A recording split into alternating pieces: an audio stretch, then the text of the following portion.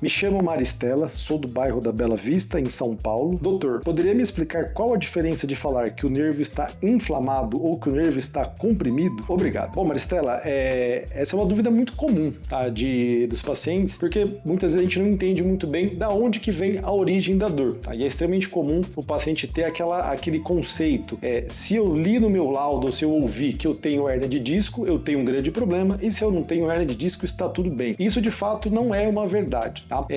Basicamente, o que nós temos que pensar nesse tipo de situação? As hérnias de disco ou qualquer outras alterações, elas podem provocar dor, e quando a gente pensa em alterações da coluna, nós falamos não só de hérnias de disco, mas nós falamos de protusões, de abaulamentos, de fissuras da parte dos discos, de alterações das articulações por uma artrose ou por uma instabilidade, e tudo isso gera um processo inflamatório que também contribui para a parte das dores. Então, quando a gente tem uma situação de uma irritação do nervo, de uma irradiação para a parte da perna, é fundamental a gente diferenciar. Essa irradiação para a perna, ela é de fato secundário a algum problema do nervo, ou é muitas vezes uma coisa de uma dor muscular que acomete a musculatura do glúteo, não é de fato aquela irradiação franca que vai para a parte das coxas, da panturrilha até a parte do pé. Focando nos problemas que de fato acometem o nervo ciático, quando a gente pensa no processo inflamatório, muitas vezes nós temos situações onde você tem algum pequeno machucado do disco, seja com uma formação de uma pequena hérnia, de uma pequena protusão, um abaulamento ou mesmo uma fissura, isso gera um processo inflamatório. O exemplo que eu sempre uso para meus pacientes é aquela parte onde você tem um pequeno corte na pele que você fica com aquele vermelho, aquela vermelhidão ao redor. Isso é um processo inflamatório. E muitas vezes, pela proximidade dos nervos, isso acaba irritando o nervo. E aí o padrão de radiação pode acontecer. Outra situação é quando você tem uma alteração mais volumosa, seja de novo uma hérnia, protusão ou abaulamento, mas que essa alteração, além de provocar uma irritação, ela gera uma compressão sobre os nervos. E aí, de fato, você vai ter o padrão de irradiação para a parte das pernas secundário a essa compressão. E aí fica a pergunta, qual é a diferença entre uma situação e outra? Tá? Quando você tem o padrão de irradiação secundário a uma inflamação, via de regra, isso tende a melhorar com o passar do tempo com a resolução do processo inflamatório. Então, voltando ao exemplo de um pequeno corte na pele, conforme a cicatrização vai avançando, vai se formando uma casquinha no local do corte, aquela vermelhidão vai reduzindo, até o ponto que tudo se resolve e fica só uma pequena cicatriz. O disco, ele tem a mesma situação, como os pequenos machucados, eles vão cicatrizando, o processo inflamatório vai regredindo, isso tende a melhorar as dores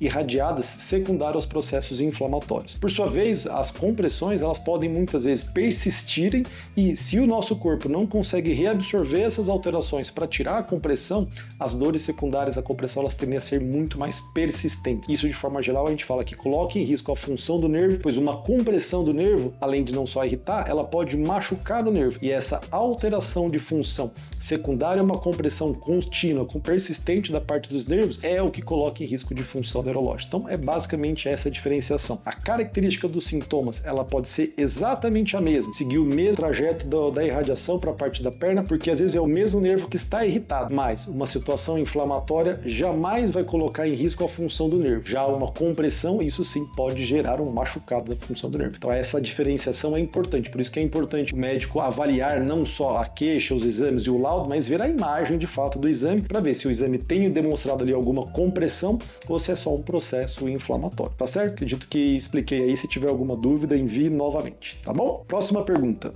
Tenho sofrido de dores crônicas na coluna lombar e vi uma opção que seria um procedimento de infiltração lombar para tratar esse problema. É verdade? Como que é feito? É perigoso? Me chamo Ana Ferreira de São Paulo.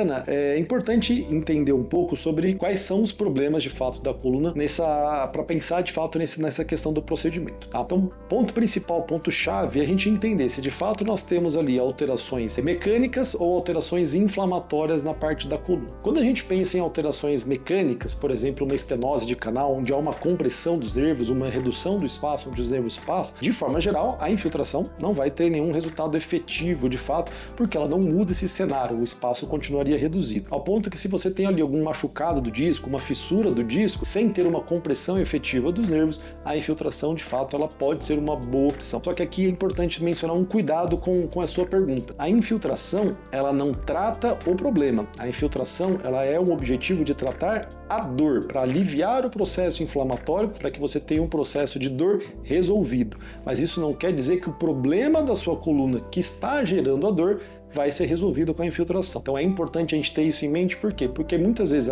a infiltração é feita para que o paciente tenha uma reabilitação no pós-operatório, seja com uma fisioterapia, com um fortalecimento através de um pilates, uma musculação, mas ele tem que ter uma continuidade de cuidado. Não é simplesmente fazer a infiltração e deixar a medicação agindo, porque por mais que ela tenha um período de efetividade, com o passar do tempo ela vai perdendo eficácia. Então a infiltração, ela não tem por objetivo tratar os problemas, mas sim auxiliar na resolução dos processos inflamatórios para que você tenha uma dor bem controlada, para que a reabilitação física seja fundamental nessa sequência. E por fim, é um procedimento perigoso de forma geral. A infiltração é um procedimento relativamente simples e seguro. Não envolve cortes na pele. A única situação é que você precisa de ter material para guiar a introdução da agulha, então você precisa ter o auxílio de um raio-x que a gente usa durante a cirurgia, durante esse procedimento, que é o que nós chamamos de escopia ou radioscopia, que nada mais tem por objetivo de você guiar exatamente o posicionamento de onde você quer colocar a agulha para injetar a medicação. Então o exemplo que eu sempre dou para o meu paciente usando esse modelinho, se você quer jogar a medicação nessa articulação, através do raio-x você consegue guiar a agulha diretamente nesse local. Muitas vezes, se você faz um procedimento às cegas, você pode até jogar a medicação na musculatura ou jogar uma medicação fora do local. Então é fundamental você usar o raio-x para ter esse posicionamento, para que a medicação seja injetada exatamente na onde você deseja realizar ali o controle do processo inflamatório. Então basicamente é um procedimento seguro e simples,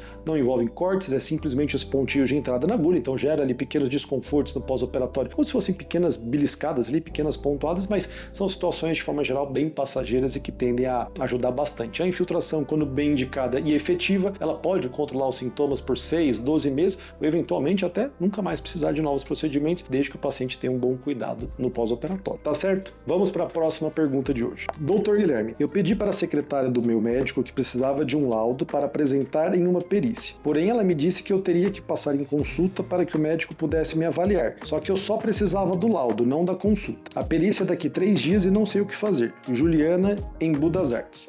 Juliana, essa aqui é uma situação meio complicada, tá?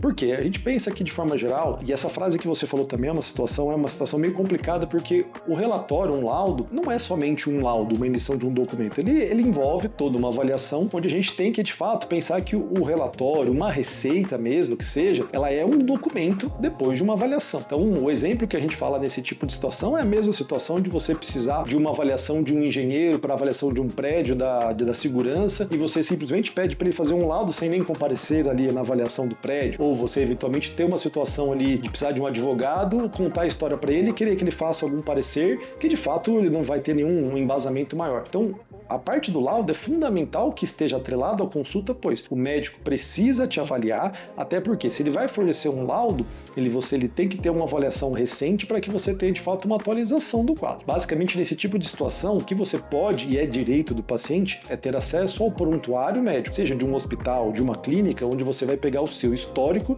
de avaliações, mas isso não vai envolver uma avaliação recente, pois ele não consegue fornecer um documento de forma geral do dia ou para eventualmente limitações se você eventualmente passou numa consulta há mais do que 3 meses, 6 meses, um ano que seja, porque de fato a emissão de um laudo ela está atrelada à realização de uma consulta para que de fato você possa ter ali as informações atualizadas e levar essa informação ali para onde você desejar, seja qual for o objetivo final. De fato, frente ao que você comentou em si, eu acho que a conduta da secretária, e provavelmente muito bem orientada ali pela parte médica, ela está adequada. Então, se você realmente pensa numa situação onde você precisa de algum relatório, é interessante que você já se programe para isso antes, não deixa chegar em cima da hora também nesse tipo de situação, mas para que você tenha acesso a um relatório, um laudo atualizado, a consulta é fundamental nessa questão, tá certo? Essas foram as dúvidas de hoje. Se você tem dúvidas, envie as perguntas que nos próximos episódios nós buscaremos resolvê-las para destravar as suas dúvidas. Até breve.